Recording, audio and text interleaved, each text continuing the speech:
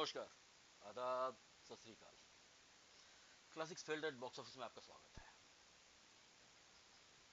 आज बात करेंगे 17 फरवरी 1984 की रिलीज हुई मिथुन चक्रवर्ती, रति अग्निहोत्री, डैनी, तनुजा, परिचित सानी और शरद सक्सेना अभिनीत फिल्म बॉक्सर के बारे में। 1980 में सिल्वेस्टर स्टेलोन की रॉकी रिलीज होती है। रिलीज क्या होती है, पूरी दुनिया में एक तहलका मचा देती है। भारत में भी रॉकी को उतनी ही सफलता मिलती है जितनी सफलता किसी भारतीय फिल्म, किसी हिंदी फिल्म को मिलती थी, हिट फिल्म को मिलती थी। भारत में बहुत बड़ी ब्लॉकबस्टर साबित होती है। एक नए किस्म का हीरो आता है, एक नए किस्म की पर्सनैलिटी है। अर्नोल्ड और सिल्वेस्टर स्टेलोन को ही ये श्रेय जाता है कि जिन्होंने सिक्स पैक एब्स और लंबे चौड़े एक्टर्स का चलन शुरू किया था। इस फिल्म के पहले ऐसा नहीं है कि ऐसे एक्टर नहीं दिखते थे। जैसे हिंदी फिल्मों में धर्मेंद्र थे, विनोद खन्ना थे, मिथुन चक्रवर्ती आ चुके थे। ऐसे थे जो हट्टे कट्टे हीरो थे। इस तरह की बॉडी जो सिल्वेस्टर स्टेलोन लेके आए थे, अर्नोल्ड लेके आए, वैसी बॉडी हिंदी फिल्मों में 90 के बाद शुरू हुई।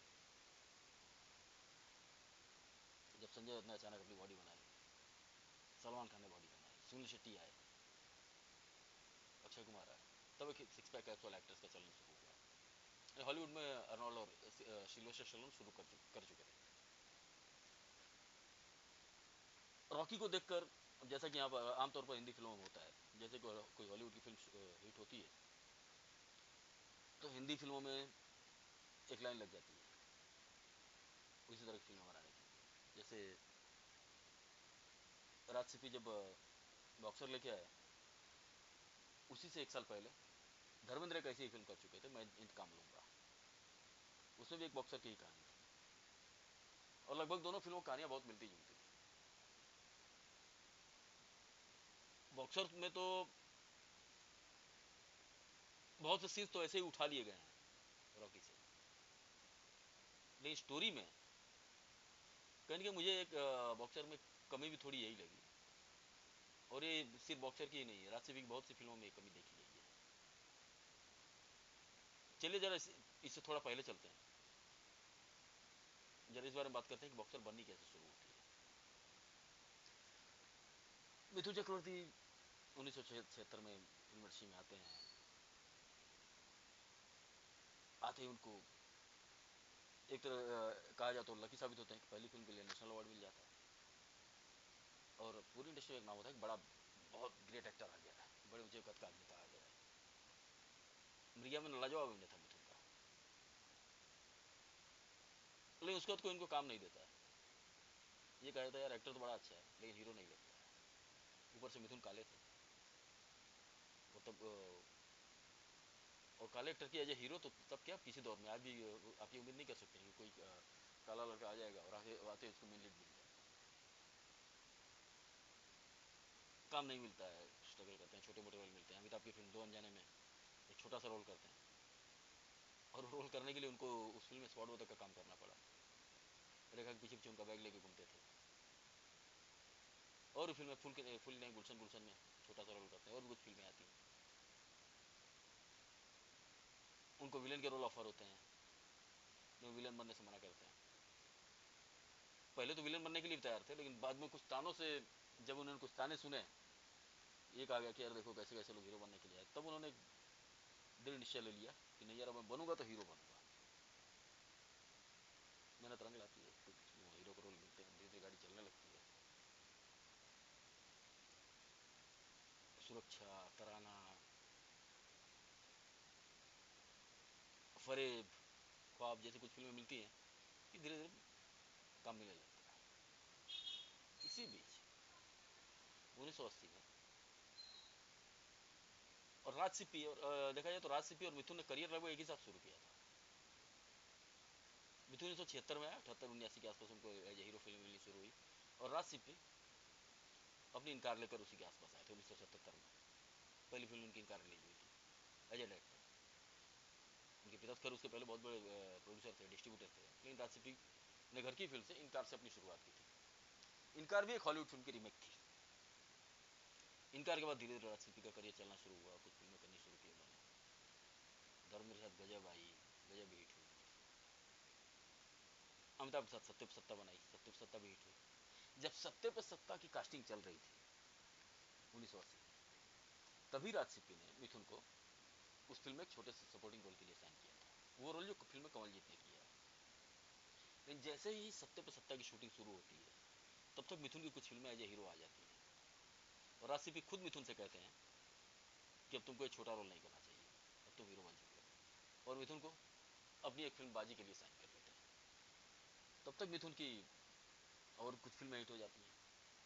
हम पाँच बहुत बड़ी हिट होती है, लापरवाह आती है, और 1982 में डिस्को आंसर ब्लॉकबस्टर हो जाती है, और मिथुन बहुत बड़ा स्टार बन जाता है। उसी बीच 1980 में रॉकी रिलीज होती है, और रॉकी को देख के राजसिप्पी उसको हिंदी में बनाने का फैसला करते हैं, और अपनी पहली फिल्म के हीरो विनोद खन्ना को लीड रोल के लिए साइन करते हैं। तब तक विनोद खन्ना धीरे धीरे विनोद खन्ना फिल्मों से मोहभंग हो जाता है, रजनीश की शरण में चले जाते हैं, और वो फैसला कर लेते हैं कि अब मैं संन्यास लूंगा, फिल्मों में काम नहीं करूंगा, और बॉक्सर को छोड़ देते हैं। और मिथुन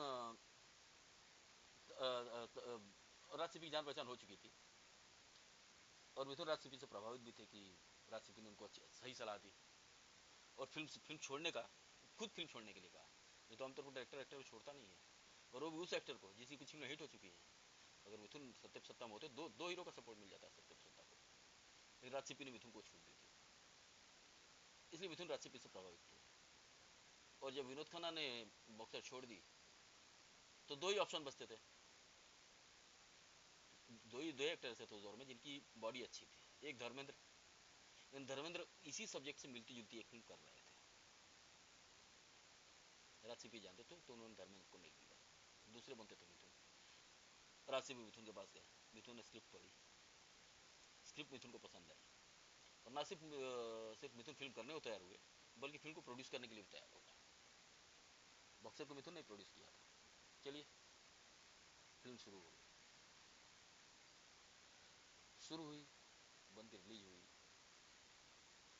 बॉक्सर को फ्लॉप तो नहीं कहा जा सकता है, ये तो नहीं कहा जा सकता कि बुरी तरह फ्लॉप हुई, लेकिन हाँ ये भी नहीं कहा जा सकता कि ब्लॉकबस्टर हुई या सुपर हिट हुई। रिलीज हुई थी, औसत दर्जे की सफलता मिली थी, फिल्म ने अपना कलेक्शन कर लिया था, थोड़ा बहुत मुनाफा भी कमा लिया था, लेकिन उतनी सफल नहीं हुई जिस तरह से इस फिल्म को हाइप किया गया था। हालांकि फिल्म, जो फिल्म के अंदर मुझे कमी लगती है वो यही लगती है कि स्क्रिप्ट पर थोड़ा और काम करना चाहिए था। थोड़ा संक्षेप में आप लोगों को कहानी बताता हूँ। धर्मा एक बॉक्सर है, और एक कंपनी में काम करता है, एक सिल्क मिल में काम करता है, और एक जाना माना बॉक्सर है। धर्मा जो कैरेक्टर डैनी ने किया था फिल्म में, इसी वजह से और एक फाइट में हिस्सा लेता है, वो फाइट उसकी शेरा के साथ है, और दुर्भाग्य से धर्मा वो मुकाबला हार जाता है। मुकाबला हार जाने के बाद डिप्रेशन में आता है, और वो मुकाबला हार जाने के बाद उसकी नौकरी भी चली जाती है, उसको उसकी कंपनी से नौकरी से निकाल दिया जाता है।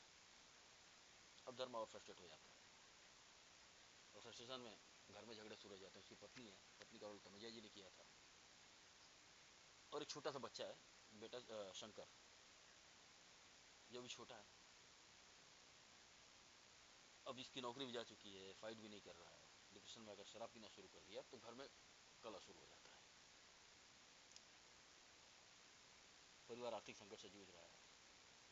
अब शंकर, जो छोटा बच्चा है, जो धर्मा का बेटा है, वो छोटी मोटी चोरियाँ करना शुरू करता है अपने खर्चे निकालने के लिए, और धीरे धीरे बड़ा चोर बन जाता है, बड़ा होते हुए चोर बन जाता है, छोटी मोटी चोरियाँ करता है। एक बार इसी तरह से एक बड़े होने के बाद एक चोरी में वो पकड़ा जाता है, और उसको 6 महीने की जेल हो जाती है। जेल में उसकी मुलाकात टॉनी ब्रिगंजा से होती है, जो कैरेक्टर परीक्षित सानी ने किया था, और वो उसको बॉक्सर बनाते हैं, और बड़ा होता है, फाइट वाइट लड़ता है। एक और किस तरह से फाइट लड़ता है, फिर किस तरह से एक जो चैंपियन है बॉक्सर है, उससे बड़े करीबी मुकाबले में हार जाता है, और फिर वो मुकाबला लड़के कैसे उस बॉक्सर को पराजित करता है, यही फिल्म की कहानी है, यही छोटा सा है। स्पोर्ट्स फिल्म बनाना, स्पोर्ट्स के ऊपर आधारित फिल्म बनाना, तो बड़ा मुश्किल होता है, इसमें बड़ी डिटेलिंग की जरूरत होती है। और आपको जो आम फॉर्मूले चलते हैं फिल्मों में चलते हैं, और थोड़ा आपको रिस्क लेना पड़ता है। यहाँ पर ये हो गया था, ये उस दौर का पता नहीं कौन सा एक चलन था, या ये कहा जाए सामाजिक हालात थे। फिल्म का हीरो या तो चोर होता था, जैसे इस फिल्म में आपको हीरो को चोर दिखाने की, एक स्पोर्ट्स के ऊपर आधारित फिल्म है, आपको हीरो को चोर दिखाने की कोई खास जरूरत नहीं है, कुछ और भी दिखा सकते हैं। वो भी वो हीरो जिसका पिता भी एक बॉक्सर रह चुका है, तो चाहे कितना फ्रस्ट्रेशन चला जाए, कोई और काम कर लेगा, चोरी तो नहीं करेगा। लेकिन उस दौर का चलन था कि हीरो चोरी होता था, या तो चोर होता था, नहीं तो पुलिस इंस्पेक्टर होता था, या मजदूर हो जाता था। इसके पहले 4 साल पहले अभी फिल्म शान को याद की। शान में डीसीपी शिव कुमार, जो कैरेक्टर सुनील दत्त ने किया था, एक डीसीपी है, एक बड़े सोफिस्टिकेटेड पोस्ट पर हैं, एक बड़ी पोस्ट पर हैं, लेकिन उनके भी दोनों भाई, जो कैरेक्टर अमिताभ और शशि कपूर ने किया था, वो दोनों चोर हैं। अब एक इतना पढ़ा लिखा है आदमी, जो एक सम्मानित कुर्सी पर बैठा हुआ है, डीसीपी रैंक का इंसान है, उसके भाई चोर क्यों होंगे? लेकिन नहीं, उसमें भी वो दोनों चोरी थे। ये उस दौर की फिल्मों का चलन था कि या तो हीरो चोर होता था, या बहुत ज़्यादा हो गया तो एक पुलिस इंस्पेक्टर हो जाएगा, प्रोफेसर हो जाएगा, टीचर हो जाएगा, और या मजदूर होगा, और कोई पोस्ट नहीं मिलती थी, और कोई काम नहीं करता था हीरो। तो ऐसे इसमें भी एक सम्मानित बॉक्सर का बेटा है, और बॉक्सर अक्सर मुकाबला हारते हैं या जीतते हैं, दो ही काम होता है। कई बार हार के फ्रस्ट्रेशन में भी चले जाते हैं, लेकिन फिर भी कुछ ना कुछ ऐसा रहता है, चाहे जितने भी बुरे हालात हैं, उसका बेटा चोरी क्यों करेगा, चोर क्यों बनेगा, कुछ और काम कर सकता है, लेकिन इसमें भी वो चोरी करता है। ये मोह राज से भी छोड़ नहीं पाया फिल्मों के अंदर कुछ। हालांकि एक बात के लिए दाद देनी पड़ी, सभी कलाकार इसके लिए बधाई का हकदार है, चाहे मिठुन चक्रवर्ती हो, रति अग्निहोत्री हो, खासकर डैनी साहब अपने जीवन के बेहतरीन अभिनय में से एक अभिनय इस फिल्म में किया है, कमाल की परफॉर्मेंस। तनुजा जी ने यादगार अभिनय किया इस फिल्म में। मिठुन चक्रवर्ती हर सीन में पूरी जान फूंक दी उन्होंने, उनकी मतलब साफ साफ दिखाई देती है, चाहे एक्शन सीन्स हो या इमोशनल सीन्स हो, खास करके वो सीन्स जहाँ पे मिथुन चक्रवर्ती एक्सरसाइज कर रहे हैं, कमाल की परफॉर्मेंस। मिला जुला के देखा जाए, डायरेक्टर ने भी अपना काम ठीक ही किया है। एक डिपार्टमेंट जो इस फिल्म को कमजोर बनाता है वो राइटिंग डिपार्टमेंट है। मुझे लगता है राइटिंग में थोड़ी और मेहनत होती तो शायद बॉक्सर किसी और लेवल तक भी जा सकती थी।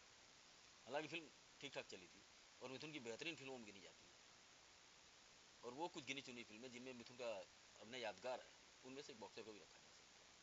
जैसे कुछ और भी फिल्में हैं बॉक्सर के आसपास ही, अगर देखें तो उसके बाद आई बॉक्सर से 4 साल के बाद आई प्रेम प्रतिक्रिया, प्यारी बहना, बॉक्सर से पहले हम पाँच, कुछ ऐसी फिल्में जो मिथुन ने यादगार अभिनय किया है। और सबसे बेहतरीन अभिनय लेट 90s में आई फिल्म सौम्य रामकृष्ण परमहंस का किरदार, मिथुन के जीवन के सर्वश्रेष्ठ परफॉर्मेंस में से एक बेहतरीन परफॉर्मेंस। एक वो रामकृष्ण परमहंस का कैरेक्टर, और दूसरा उससे 3-4 साल पहले आई थी परमात्मा, उसमें पंडित का जो रोल था, उसी बीच गुड़िया आई थी। ये कुछ ऐसी फिल्म है जिन्होंने मिथुन ने अपने जीवन के यादगार परफॉर्मेंस से एक परफॉर्मेंस दी है। एक चीज़ जब उनके बेहतरीन अभिनय की बात हो ही रही है, जो मिथुन से हर कलाकार सीख सकता है, बहुत सारी चीज़ें जिनके लिए मिथुन एक स्कूल की तरह है। एक तो डिसिप्लिन। गोविंदा अक्सर विक्टिम कार्ड खेलते हुए ये कहते हैं कि 80s में और 90s में इसलिए लेट आता था कि मैं एक साथ 4-4 फिल्मों की शूटिंग करता था। मिथुन चक्रवर्ती वो एक्टर रहे हैं जिन्होंने अपने पूरे जीवन में लगभग रोज 7 से 8 शिफ्टों में काम किया है। सुबह 7 बजे से उनका काम करना शुरू हो जाता था, पहली सेट पर, अपने पहले सेट पर सुबह 7 बजे पहुँचते थे, 10-11 बजे वहाँ काम खत्म किया, दूसरी शूटिंग करके 2-3 घंटे वहाँ काम खत्म किया, फिर तीसरी जगह, ऐसे करके कि एक दिन में 7 से 8 फिल्मों की शूटिंग करते थे।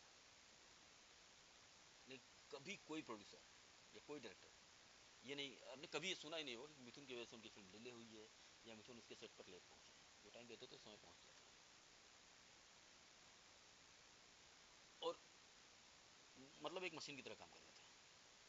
ये उन फिल्मों में तो आप उनके अभिनय से पता चलता है, कुछ फिल्में उनके देखेंगे जैसे जो 90s की उनकी फिल्में आती थी, जल्लाद, शेरा और इस तरह की फिल्में जो आती थी, उनमें उनका परफॉर्मेंस देख के लगता था ऐसे बहुत से सीन्स हैं जिनमें मिथुन परफॉर्मेंस देख के आपको लगता नहीं है यहाँ क्रिटिक ले लेना चाहिए था।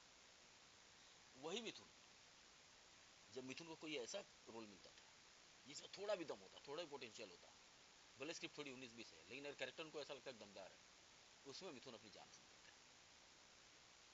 ये चीज़ आपको देखने मिलेगी। अब स्वामी विवेकानंद में उनका काम देख लीजिए, गुड़िया में उनका काम देख लीजिए, दादर कथा में उनका काम देखिए, या जल्लाद जो एक बिग रेड फिल्म है उसमें मिथुन की परफॉर्मेंस देख लीजिए, बॉक्सर देखिए, प्यारी बहना देखिए, प्रेम प्रतिज्ञा देखिए, इन फिल्मों में मिथुन का अभिनय देखिए, जरा भी लगता उनको कि यार इस कैरेक्टर में स्कोप है, इसमें कुछ कुछ किया जा सकता है, तो मिथुन उसमें पूरी जान लगा देते और उस एक कैरेक्टर के दम पर वो फिल्म किसी और लेवल पर चली जाती। ये चीज़ आपको बॉक्सर में देखने को मिलेगी। बॉक्सर की बॉक्सर को अगर कोई चीज़ कमज़ोर बनाती है तो वही एक ही चीज़ है जो इसकी स्क्रिप्ट है। स्क्रिप्ट अगर और मेहनत होती तो बॉक्सर किसी और लेवल पर चली जाती। और राज पी वैसे तो अच्छे डायरेक्टर थे, बहुत अच्छी फिल्में उन्होंने दी, बहुत सी बेहतरीन फिल्में दी हैं। एक चीज़ में हमेशा ये कमजोरी उनके अंदर रहती थी, पता नहीं वो स्क्रीन प्ले राइटर को कंट्रोल नहीं कर पाते या खुद उनका स्क्रीन प्ले सेंस इतना अच्छा नहीं था। उनकी फिल्मों का स्क्रीन प्ले अक्सर देखा गया है बड़ा ढीला ढाला रहता था। ये एक चीज़ जो है एक अच्छे डायरेक्टर और एक महान डायरेक्टर फ़र्क पैदा करती है। मनमोहन देसाई की फिल्मों की अगर आप कहानी देखें तो उनकी फिल्मों में कहानी नहीं होती थी।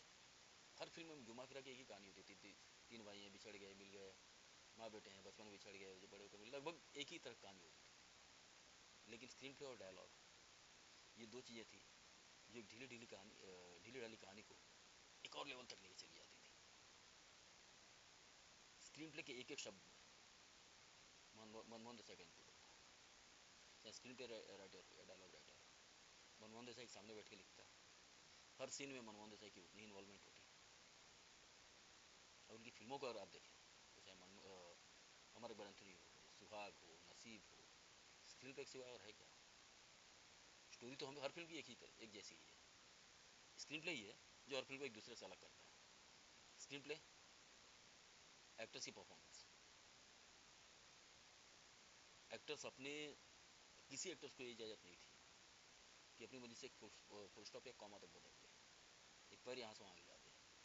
उतना ही करना होता है जितना मनमोहन देसाई बोल रहा है, वो चाहे बड़े से बड़ा सुपरस्टार हो। अमिताभ से बड़ा सुपरस्टार कौन हो सकता था, और वही तो उनके हर फिल्म में होते थे। लेकिन कोई अपनी मर्जी से कुछ नहीं कर सकता था, उतना ही करता जो मनमोहन देसाई बोलते थे। यहाँ मैं किसी की आलोचना नहीं कर रहा हूँ, लेकिन ये बातें स्क्रीन पे और एक्टर्स पे, डायलॉग्स पे ये कंट्रोल आप हर महान डायरेक्टर के अंदर देखेंगे। ये सिर्फ मनमोहन देसाई की बात नहीं है, वो चाहे मनमोहन देसाई हो, चाहे राज कपूर हो, गुरुदत्त हो, विजय आनंद हो, कोई महान डायरेक्टर हो, उसके अंदर आपको ये चीज़ मिलेगी।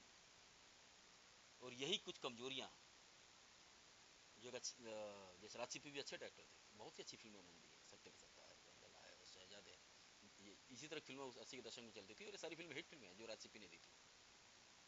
लेकिन एक अच्छा डायरेक्टर, एक महान डायरेक्टर नहीं बन पाया, उसका यही कारण है। ये कमजोरी आपको बॉक्सर में भी दिखाई देती है, फिल्म का स्क्रीन प्ले ढीला डाला। ये कलाकारों का अभिनय है जिसकी वजह से फिल्म ने औसत दर्जे से ज़्यादा सफलता हासिल की थी। फिल्म के अंदर सबको लगा था, और सारे के सारे कलाकार बेहतरीन कलाकार थे, वो चाहे मिथुन हो, डैनी हो या तनुजा हो, शरद सक्सेना जिनकी चर्चा करना भूल गया, जो इस फिल्म में नेगेटिव कैरेक्टर में है। उनके जीवन की बेहतरीन परफॉर्मेंस में से एक परफॉर्मेंस है ये। अपने जीवन की दो सबसे बेहतरीन फिल्में उन्होंने संयोगवश मिथुन के साथ ही दी हैं। एक जैसे ये है बॉक्सर, दूसरी मुजरिम जिसमें माधुरी दीक्षित के पिता की भूमिका में थे, उसमें उनका बेहतरीन परफॉर्मेंस था। और जो तीसरी उनकी बेहतरीन परफॉर्मेंस कही जा सकती है वो तो गुलाम थी, जिसमें मेन विलेन के रोल में थे। बॉक्सर में शरद सक्सेना ने बेहतरीन अभिनय है। मिथुन के सामने वही है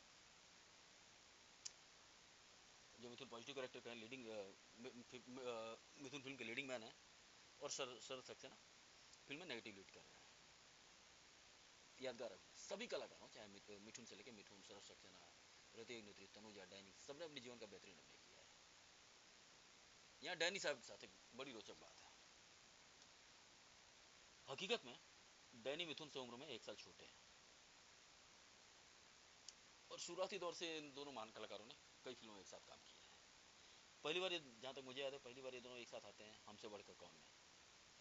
उसमें डैनी मिथुन के बड़े भाई की भूमिका में। उसके बाद एक ही साल उनकी 2 फिल्में आती हैं। ये बॉक्सर, बॉक्सर में बॉक्सर थोड़ी पहले आई थी, और इसके बाद आई मुझे इंसाफ चाहिए। बॉक्सर में पिता की भूमिका में, मुझे इंसाफ चाहिए में भी पिता की भूमिका में। इसी के आसपास आती है प्यार झुकता नहीं, उसमें पद्मिनी कोल्हापुरी के पिता के रूप में और मिठुन के ससुर की भूमिका में। डैनी खुद हंसते हुए कहते हैं कि मैंने मिठुन दा के साथ कई फिल्मों में काम किया है, और उनकी दोस्ती एफटीआई के ज़माने की है। दोनों पुणे फिल्म इंस्टीट्यूट से निकले थे। और खुद डैनी साहब का कहना है, मैंने कई फिल्मों में उनके साथ काम किया, कि उनकी फिल्मों में कभी पिता बना, कभी ससुर बना, बड़ा भाई बना, विलेन बना। मिथुन मुझसे उम्र में छोटे, उम्र में बड़े हैं, लेकिन कभी मैंने अपनी उम्र के मुताबिक रोल मिथुन के साथ नहीं किया। कभी मिथुन की किसी फिल्म में मिथुन से छोटा नहीं बन पाया। खैर इंडस्ट्री में ऐसा होता है। ये इससे ज़्यादा रोचक किस्सा अनुपम खेर ने हंसते हुए बताया था। अनुपम खेर का कहना है कि मैं पहली बार हेमा जी के साथ फिल्म विजय में आया। हेमा जी मुझसे उम्र में 10 साल बड़ी, और फिल्म में हेमा जी के पिता की भूमिका में था। अनिल कपूर भी मिथुन से अनुपम खेर से उम्र में 1 साल बड़े, और अनिल कपूर के दादा की भूमिका में थे। खैर कोई बड़ी बात नहीं है, सब इंडस्ट्री में होता रहता है। बहुत से छोटी उम्र के कलाकार अपने से बड़ी उम्र के कलाकारों के पिता का रोल करते हैं। यलगार में फिरोज खान खुद ये बातें बताते हुए हंसते हुए बताते थे कि उनसे 19 साल छोटे मुकेश खन्ना फिरोज खान के पिता की भूमिका में थे। फिरोज खान उम्र में मुकेश खन्ना से 19 साल बड़े हैं, लेकिन मुकेश खन्ना की बेटे की भूमिका में थे वो यलगार में। ये फिल्म इंडस्ट्री में होता रहता है। कई बार अपने से बहुत बड़े कलाकारों की अपने से बहुत बड़े कलाकारों के पिता की भूमिका करनी पड़ती है। मैं वालॉन में राजा मुराद मिठुन चक्रवर्ती के नाना की भूमिका में थे, और मिठुन चक्रवर्ती राजा मुराद से उम्र में बड़े। ऐसा कई बार होता है। इसमें भी हुआ था, डैनी पिता की भूमिका में थे और बेहतरीन अभिनय किया था।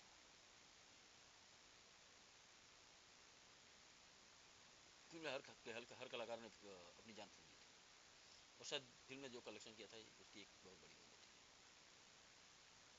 राज सीपी का भी काम अच्छा ही था, लेकिन फिल्म अगर थोड़ा बहुत मार खा गई तो राइटिंग की वजह से। अगर राइटिंग अच्छी होती तो फिल्म किसी और लेवल पर जाती, किसी और लेवल की हिट होती। वरना फिल्म में और कोई कमी नहीं थी। गाने अच्छे थे, परफॉर्मेंस अच्छी थी, डायरेक्शन अच्छा था, प्रोडक्शन वैल्यू अच्छी थी, डायरेक्टर ने अपना काम बखूबी दिखाया था, सिनेमाटोग्राफी अच्छी थी, सब कुछ अच्छा था। अगर फिल्म कहीं चूक गई तो फिल्म एक ही डिपार्टमेंट से चूकी थी, वो था राइटिंग डिपार्टमेंट। जो 80 का पूरा दौर था, एक एक तरह से कहा जाए तो गलत नहीं हुआ, और पूरा दौर ही मिथुन का दौर था। हर साल मिथुन की 8, 10, 12, कभी 15 फिल्में आ जाती। 1989 में तो मिथुन की एक ही साल में 19 फिल्में आई थी। लेकिन उस पूरे के पूरे दौर में लेट 80s तक तो खास करके नंबर 1 से नंबर 10 तक मिथुन ही थे।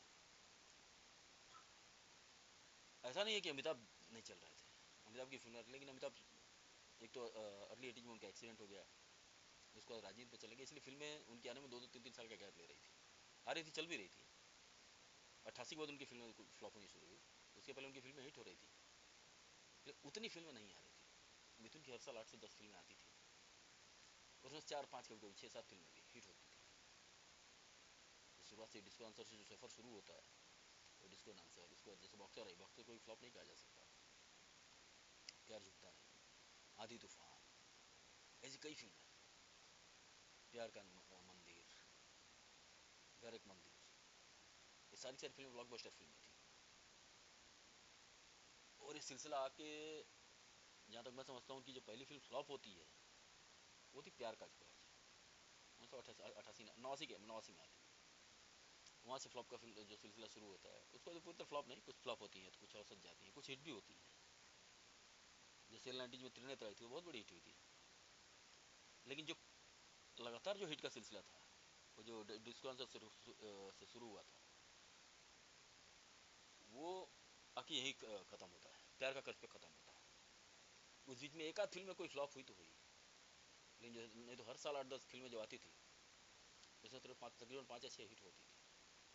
और ऐसा दौर था, मिथुन उस समय ऐसे फॉर्म में थे कि वो गलत भी करते तो वो सही होता। बहुत सारी फिल्में ऐसी हैं जिन जो अच्छी नहीं कही जा सकती, लेकिन वो भी हिट है। खैर, आज की अच्छा बॉक्सर पे है, तो बॉक्सर मेरे देखने में तो यही एक जो कमी दिखाई देती है, वो कमी थी राइटिंग में कमी थी, वरना बाकी सारी चीज़ें अच्छी थी। लेकिन राजसीपी की तकरीबन हर फिल्म की तरह इस फिल्म में उनकी यही कमजोरी सामने आई। इसके पहले उनकी फिल्म की अगर जो सबसे बेहतरीन राइटिंग में कहूँगा, वो सिर्फ इनकार की ही है। इनकार में कोई कमी नहीं थी और इनकार हिट भी हुई थी, वरना इनकार के बाद चाहे सत्ते पे सत्ता रही हो या गजब रही हो, ये सारी हिट फिल्में हैं। इनकी राइटिंग उतनी अच्छी नहीं थी, वरना राइटिंग होती तो ये फिल्में किसी और लेवल पे जाती। तो यही कमजोरी बॉक्सर में भी सामने आई। लेकिन अच्छे अभिनय ने, सजे हुए डायरेक्शन ने इस फिल्म को बचा लिया। लेकिन अगर राइटिंग भी अच्छी होती तो फिल्म किसी और लेवल जाती। तो दोस्तों, आज के एपिसोड में इतना ही। अगले एपिसोड में किसी और क्लासिक फिल्म पर चर्चा करेंगे। तब तक के लिए आप लोग अपना ख्याल रखिए। धन्यवाद। नमस्कार।